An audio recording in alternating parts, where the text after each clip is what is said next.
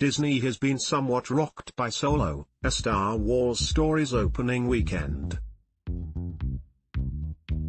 The movie, the fourth Star Wars installment released by the studios since purchasing Lucasfilm for $4 billion, took just $103 million, £77.76, over the Memorial Weekend in the US, way down on the projected $130 million, £97.93 million, to $150 million, $112.99 million. Cinemagoers in the UK were also unreceptive to the spin-off, Solo managing just £7.6 million over the long weekend, including Bank Holiday Monday and Thursday previews. Overseas, the grand total for the weekend was just $68.2 million, £51.46 million, a figure seen as a major disappointment by all. Comparison: Rogue One, released December 2016, managed an opening weekend of $155 million, £116.96 million, in the States, and a 4-day total of £17.3 million in the UK. The Gareth Edwards-directed movie, which went through a troubled production, ended up with a total box office gross of well over $1 billion worldwide. Analysts now estimate Solo may struggle to reach half that. Those numbers mark quite a calamity for Disney, who spent a rumored $250 million, £188 million, on Solo before including marketing costs. Reports now indicate the movie will have to gross upwards of an estimated $500 million, £376 million, to break even. Perhaps surprisingly, Disney has already recognized that the movie has underperformed. Dave Hollis, the studio's head of worldwide distribution, told press they are going to spend a lot of time digging into every question in every market to get the answer as to why the movie disappointed.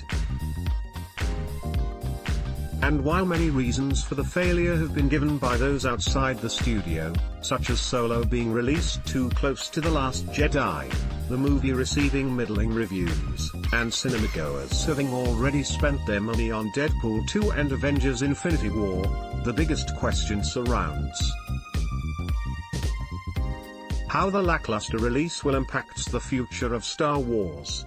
Analysts have been offering up their thoughts, many concluding that Disney need to take their foot off the pedal and not release spin-offs so close to a main saga installment again. The Last Jedi reached cinemas less than 6 months ago.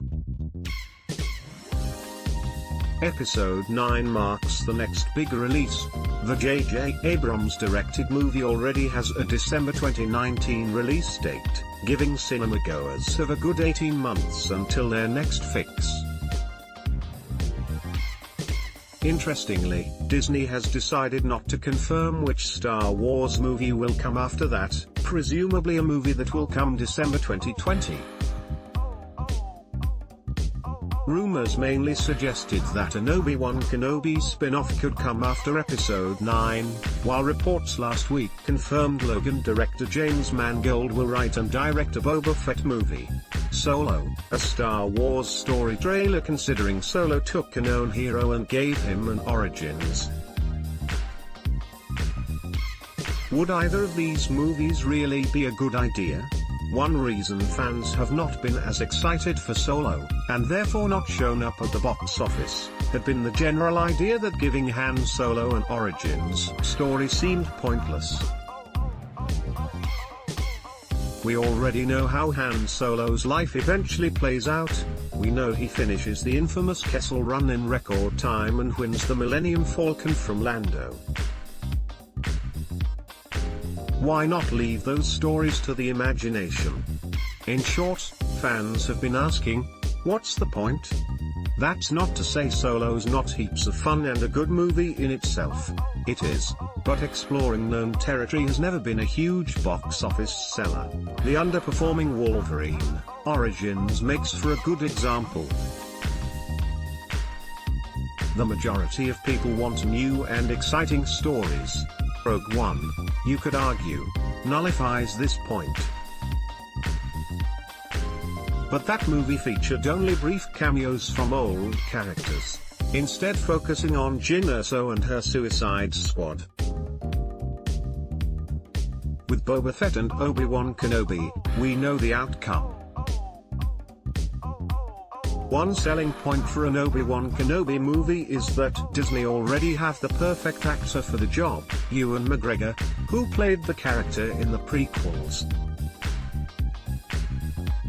Casting the iconic character would not be questioned, as McGregor was widely seen as the best part of that trilogy, whereas Alden Ehrenreich's Han has been given a rough ride by fans. There was also some light set up for a possible Kenobi movie in Solo, that cameo, which could be an interesting story to tell, although, again, we know the eventual outcome thanks to Rebels. Boba Fett remains a harder sell. Much of the appeal surrounding Fett has been the mystery surrounding the bounty hunter, and to explore that through a 2-hour film could ruin the illusion. Plus, we already have Fett's origins in the prequels, a storyline that was not particularly well received. However, should Disney let Mangold create something completely different in tone to other Star Wars movies, mimicking how the director made Logan so different to the other X-Men movies, then that could itself be enough to draw fans in. Whether Disney are keen to change things up, considering Solo and Rogue One had huge production issues stemming from creative differences with the original directors, remains unknown. With Star Wars fans seemingly clamoring for something new, perhaps we should then expect Disney to next release one of their mysterious other projects following Episode 9. We know The Last Jedi director Rian Johnson has been working on a non-Skywalker trilogy, as have Game of Thrones showrunners David Benioff and D. Weiss. While no details on either trilogy have been released, a new set of main saga films not affiliated with classic characters could be the adrenaline shot the series needs. As Marvel has proven, stories set in the same universe can sell tickets even when released close to each other. They just need to concentrate on different characters and move the overall story forward rather than dwell in the past. There were, of course, other factors at play with Solo. Howard's movie marks the first modern Star Wars movie not to be recognized as certified fresh on the aggregate website Rotten Tomatoes, scoring just 70%. The movie also picked up an A cinema score, while the other 3 modern Star Wars movies all achieved an A rating. Then there's the competition Solo faced. Deadpool 2 and Avengers: Infinity War both came out the preceding month, with cinemagoers having spent lots of their hard-earned cash already and maybe saving up for something new. Jurassic World: Fallen Kingdom, Incredibles 2, Sicario 2, Ocean's 8, and Ant-Man and the Wasp are all coming this summer.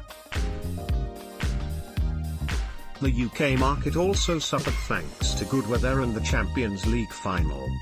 The stars certainly were not aligned for Solo this weekend past, and Disney will be doing all they can to make sure the next batch of Star Wars movies do not suffer the same fate. Reuse content.